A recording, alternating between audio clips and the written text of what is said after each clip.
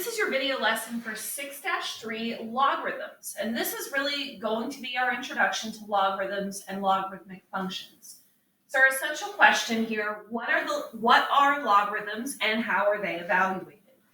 So to get an answer to that, we're first going to look at two simple equations and we're going to solve them. So the first one, we have 2x equals 8. Of course, this is a linear equation, and we would solve this by dividing, because that's your opposite operation, and we get that x is equal to 4. Now the second equation, 2 to the x power is equal to 8. This is what we did in the lesson just prior to this, where we looked at rewriting exponentials to get common bases. So we would say, okay, 2 to the x power, well, the 8 I can rewrite as 2 to the third power. I'm going to cross out my bases, and I get that x is equal to 3. Well, there is a different way to look at this exponential, and that is using a logarithm. A logarithm is the inverse of an exponential. So if we want to take our 2 to the x power is equal to 8, that is the same thing as saying if you have a logarithm, which logarithm is just an operator. It doesn't mean anything unless you put numbers with it. So this is a logarithm of base 2 of 8. That gives us 3. So we would say log base 2 of 8 is equal to 3. And notice it gives us the same answer as that exponential. Writing things as a logarithm and being able to switch back and forth between exponential and logarithmic forms is going to be the highlight of what we have for today's lesson. So this continues that example. It just kind of goes over our concept here. Your logarithm of base b of x is defined as follows here. Log base b of x is equal to y if and only if your b to the y power is equal to x. For all b is greater than 0, remember those were our rules of our base for an exponential. Your base had to be greater than 0 and it couldn't be 1. And then your x also has to be a positive number. Because again, a regular exponential can't equal a negative and it can't equal 0. Your logarithmic function, y equals log base b of x, is going to be the inverse of your exponential function, y equals b to the x power. So the base of the logarithm is always going to be the base of your exponential. The base is always going to be the base. So the concept here, your exponential form has a base raised to an exponent equal to a result. Your logarithmic form is the log of your result with some given base is equal to the exponent. So you can see how things interchange. And there's a really easy way to think about rewriting this. You do need to remember that the base is always the base. So in our exponential, we have a base a, and in our logarithm, we have a base a as well. But if you look at the logarithm form and you circle the base, and I like to call this the swirl. So if you think about this as doing a and you circle around to the b power is equal to c, that gives you the exponential that you have up above there. So circle your base and then loop it around. So a to the b power is equal to c. That's an easy way to go back and forth with rewriting. And that's what we're going to look at here in the second example. We are going to write the logarithmic form from an exponential and then the exponential form given a logarithm. So with the logarithm, I have 3 to the 4th power is equal to 81. So I have a log. My base is going to stay the same. My base is 3 for this one because that's the base of the exponential. 81 is my result, so that's what I'm going to take the logarithm of. And then this is equal to 4. So instead of 3 to the 4th is equal to 81, log base 3 of 81 is equal to 4. Part B, this is where we can do that swirl. So I'm going to circle that base of 10, swing around past the 3, and come back to the 1,000. That means 10 to the 3rd power is equal to 1,000. And what you write for the exponential should always make sense. Well, 10 to the 3rd power is actually 1,000. So that's one way we can check to make sure that we did that correctly. Now we're going to be looking at some values with some logarithms. You can rewrite these as exponentials until you get the hang of how they work out. And then once you get the hang of them, you can probably get away with just evaluating them as is.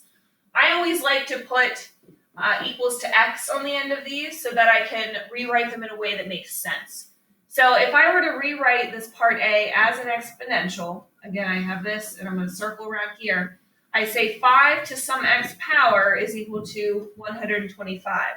Well, 5 to what power is 125? That is going to be to the third power, so my answer is 3.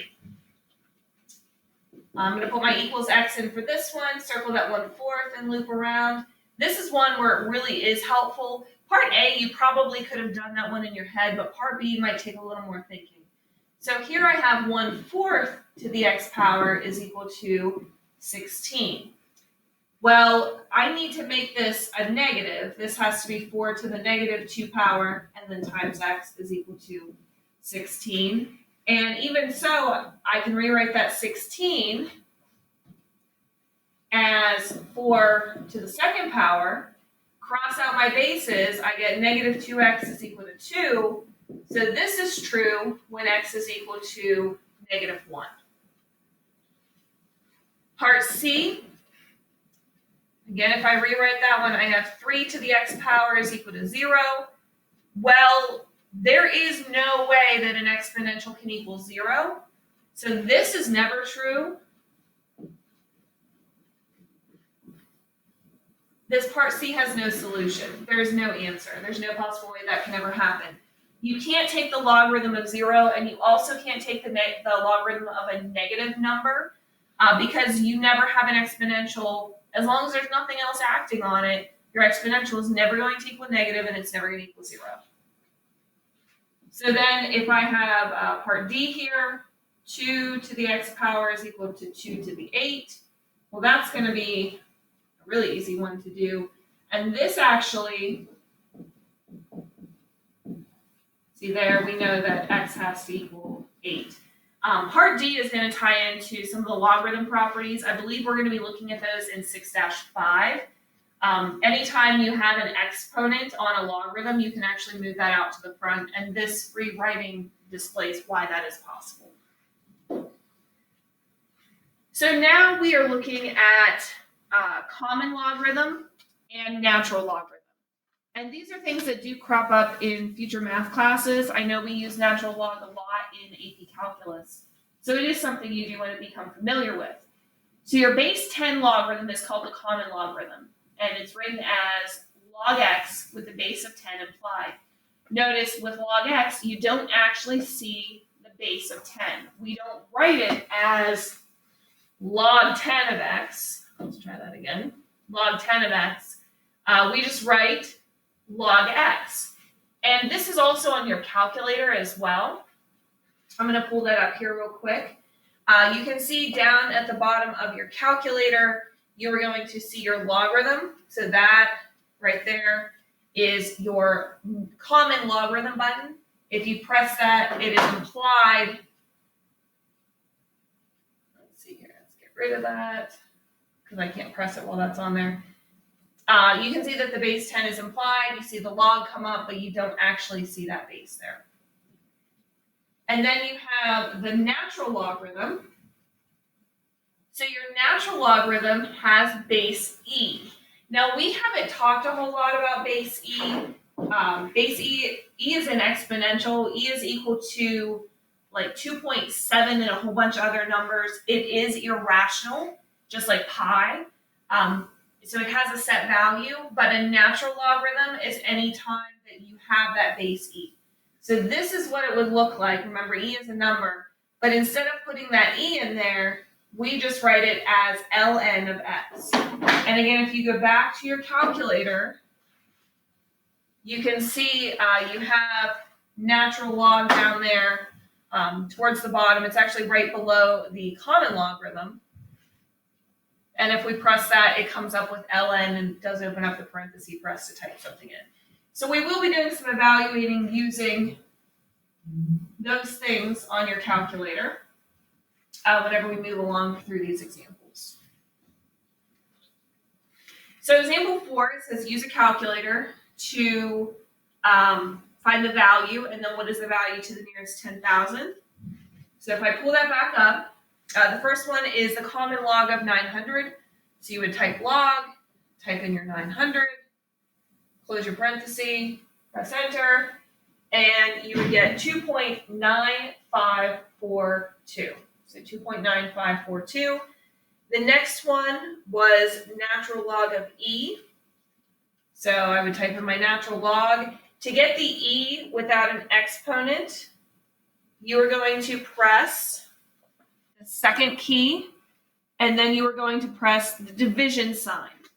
Now, there's also an e if you press second natural log, but you should only use that e if you're going to have a power. If you just want a regular e, you want to press second and then the division sign, and that brings up your e, close parenthesis, and you get 1. The reason for that is another logarithm property that we're going to talk about in the 5th section of topic 6. And that is anytime your base and what you're taking the logarithm of match, that's going to be equal to 1. So since a natural log is base e, the natural log of e is 1. If you wanted to find the common log of 10, that would also be 1, because common log has a base of 10. Part C then is asking us for the natural log of negative 1.87. So if I do natural log negative, again, make sure you're using that negative key, 1.87, close my parenthesis and hit enter, notice it gives me an answer, non-real answer, because it's not possible. So if I go back here, I'm going to write in my answers here. This one is 2.9542, 10,000 would be 4 decimal places. Part B is just 1. When I do part C, I get an error because there is no real answer. There is an imaginary number, but remember this is base e, so you're saying e to some power of x is equal to negative 1.87. Well, it's not possible for an exponential to equal a negative number, which is why you do not get a real answer in that situation.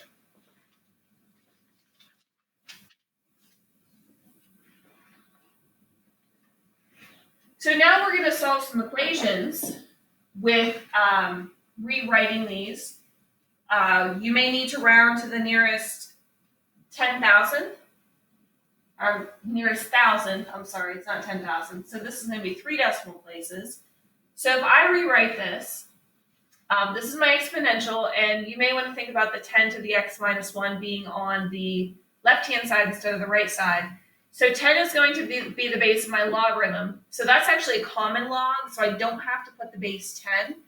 So this is saying log of 25 is equal to x minus 1. Again, that base 10, I don't have to put that base 10 in there because this is a common log. So if I get the x by itself, that's going to be log of 25 plus 1.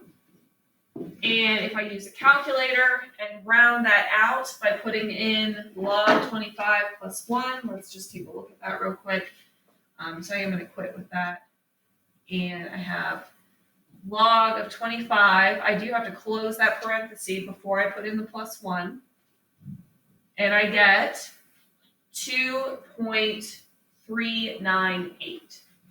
So 2.398 is going to be my solution there. So 2.398, squiggly equal signs because we rounded in our solution.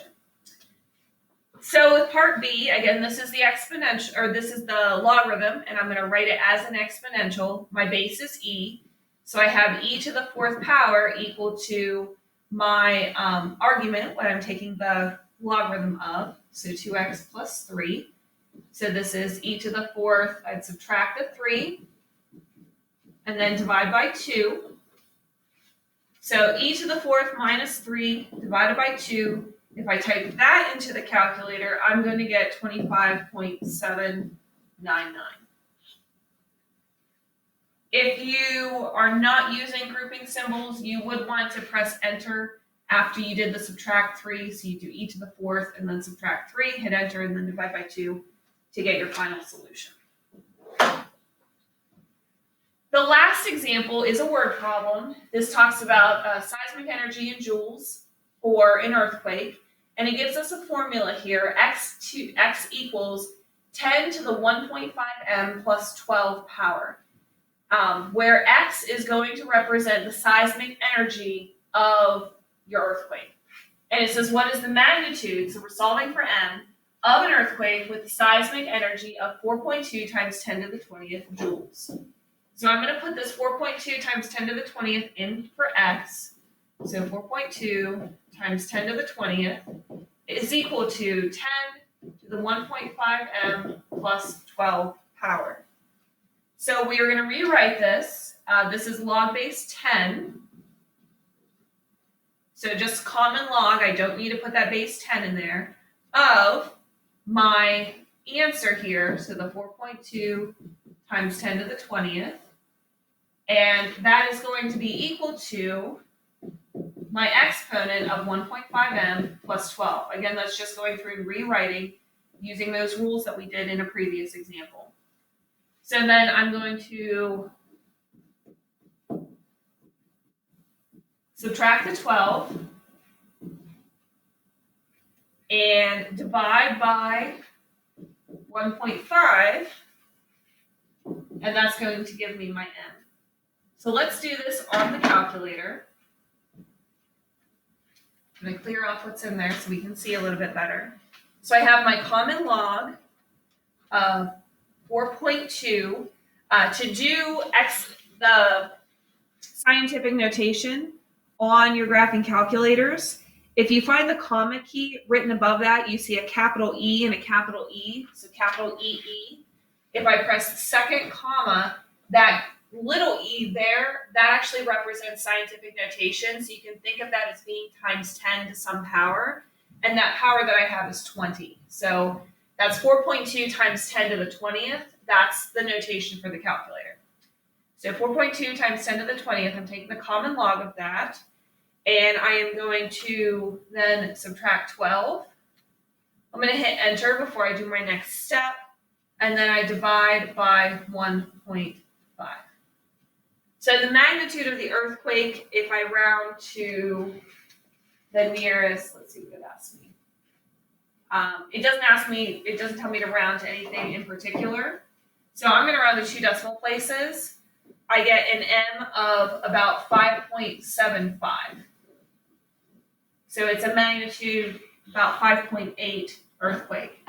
So whenever you figure out, or whenever you hear on the news that there's been an earthquake and they say what it is, this is kind of an example of how they figure out how what the magnitude is based on the seismic energy that's produced.